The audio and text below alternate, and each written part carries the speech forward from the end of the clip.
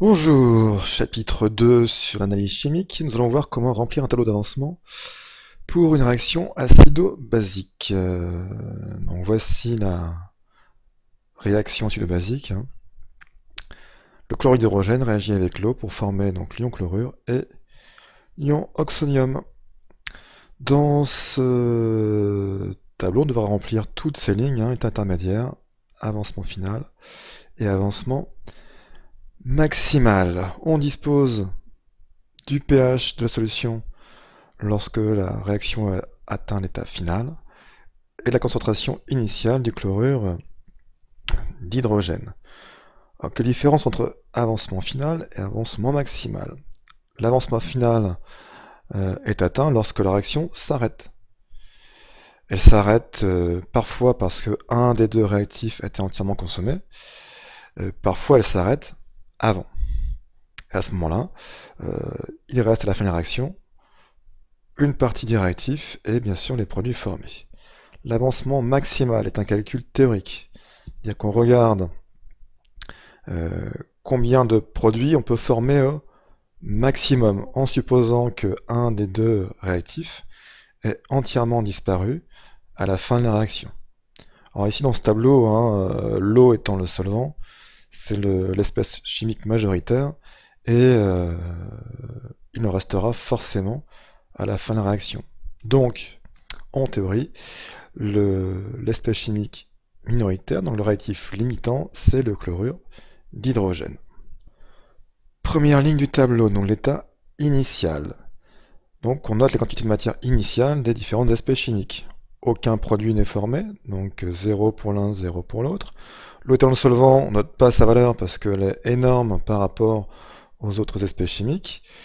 Pour le chlorure d'hydrogène, donc on a une quantité de matière Ni qui est égale à sa concentration fois son volume. Donc c'est 1 fois 10 moins 2. Donc finalement, ici, la quantité de matière, c'est 1,0 fois 10 moins 2 fois le volume. L'état intermédiaire, donc lui, il indique ce qui se passe au cours de la réaction, avec l'avancement x. Alors, que veut dire l'avancement x? Au fur et à mesure que la réaction se déroule, il se forme des produits, donc la quantité de matière des produits va augmenter, et la quantité de matière des réactifs va diminuer. Ça dépend aussi des coefficients stoichiométriques de l'équation, qui sont tous ici égaux à 1. Donc quand il disparaît x mol de chlorure d'hydrogène, il apparaît x mol de Cl- et x mol de H3O+, ce qui donne, on retrouve ici donc la quantité de matière initiale à laquelle on a retranché x, et il s'est formé x mol de Cl- et x mol de H3O+. Pour les lignes suivantes, on fait un simple copier-coller pour l'instant, en remplaçant x par xf et x par x max. Étudions maintenant la dernière ligne. Donc à l'état, pour l'avancement maximal, pardon, euh, la réaction s'arrête parce qu'un des deux réactifs est entièrement disparu. Donc ici, on n'a pas le choix, c'est le soluté HCl qui va disparaître entièrement, parce que l'eau est le solvant. Donc là, je mets égal à 0. Petit problème d'affichage. Donc égal à 0. Ce qui fait que finalement, x max ici est égal à 1 fois 10 moins 2 fois V. On peut donc le reporter dans les autres cellules du tableau. Donc voilà pour l'avancement maximal. Donc plus de chlorure d'hydrogène. Il s'est formé donc 1 10 moins 2 fois V, mol de l'ion chlorure et d'ion H3O+. Maintenant, état final. Est-ce qu'on peut accéder à cet état final facilement? Oui, pourquoi? Parce que on a le pH. Et le pH est moins log de H3O+.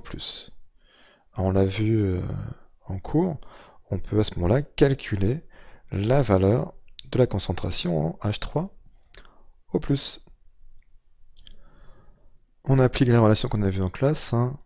Concentration H3+, c'est 10 moins pH. Comme le pH vaut 2, donc ça vous fait 10 moins 2. La quantité de matière donc en ion H3O+, c'est sa concentration fois le volume. Concentration ici qui vaut 10-2. Donc la quantité de matière d'ion H3O+, à la fin de la réaction, c'est 10-2 fois V. Donc finalement ici, XF, qui est égal à la quantité de matière d'ion H3O+, parce que c'est sa colonne à lui, vaut 10-2 fois V. Donc au final, XF vaut 10-2 fois V, on va le retrouver grâce au pH. La quantité de matière à l'état final des ions chlorure, bah, c'est la même que celle des ions H3O+, donc 10-2 fois V. Maintenant, si on retranche ici à la quantité de matière initiale de chlorure d'hydrogène, la valeur de XF, ça nous fait 1 fois 10-2 fois V moins la même valeur, donc on tombe sur 0. Bilan ici, qu'est-ce qu'on voit? On voit que lorsque la réaction est terminée, elle a atteint son avancement maximal. La réaction est donc totale. Pourquoi? Parce que un des deux réactifs a été entièrement consommé. Donc on mettra par la suite, entre les réactifs et les produits, une simple flèche pour montrer que la réaction est totale. Deuxième cas traité. Donc la réaction entre l'acide éthanoïque et l'eau pour former l'ion éthanoate et l'ion oxonium H3O+. Donc même type de tableau, toujours des coefficients égaux à 1. Le point de départ est le même, hein. On a une concentration en CH3COH qui vaut 1, 10-2 mol par litre. Dans le tableau est tout à fait similaire. Donc pour la première ligne, ça ne change rien. Pour l'état final, ça ne change rien, hein, parce que on regarde ce qui se passe lorsque un des réactifs est entièrement consommé, comme l'eau majoritaire, ce sera encore l'acide éthanoïque ici, donc l'acide qui sera entièrement consommé. Donc on trouvera une valeur de Xmax qui vaut 1 10-2 fois V. Donc j'ai rempli de la même façon hein, les autres lignes avec C fois V moins X, C fois V moins XF. Donc de moins en moins de réactifs, et il se forme X mol de CH3CO- de H3O+, et à l'état final XF mol de CH3CO- et d'ion H3O+. Maintenant, pour l'état final, on peut, comme précédemment, calculer la quantité de matière à l'état final des ions H3O+, en se basant sur le pH à l'état final. Si je prends la valeur, le pH ici vaut 3,4. J'applique la relation. Concentration H3+, 10 moins pH. Donc 10 moins 3,4, il manque un moins ici. Et on trouve 4,4 fois 10 moins 4 mol par litre. Ce qui fait que la quantité de matière à l'état final des ions H3O+, c'est 4,4 fois 10 moins 4 fois V. Ce qui donne à l'état final, ouais, j'ai un peu triché, hein. Voilà, cette valeur-là, 10 moins pH fois V, donc 4,4 fois 10 moins 4 fois V. Première remarque, XF et Xmax vont être différents, parce que XF, maintenant, est égal à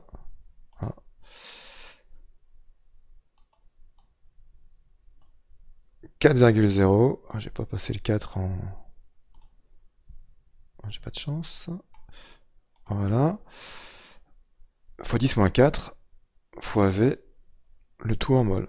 Maintenant, au niveau de l'acide éthanoïque, qu'est-ce qui va nous rester? On applique la relation, hein, donc C fois V moins XF, XF qui vaut 10 moins pH fois V, ce qui veut dire qu'à la fin, on obtient ici une valeur de quantité de matière pour l'acide éthanoïque qui n'est pas égale à 0. Donc la réaction n'est pas totale parce qu'elle n'atteint pas l'avancement maximal, elle atteint l'état final avant que l'acide éthanoïque soit entièrement consommé. Donc on parle de réaction limitée. Et c'est pour ça qu'on met entre réactif et produit une double flèche, qui montre que la réaction finalement peut se faire dans un sens comme dans l'autre. Et quel que soit le sens de la réaction, à l'état final, il restera ces quatre espèces chimiques qui seront présentes en solution.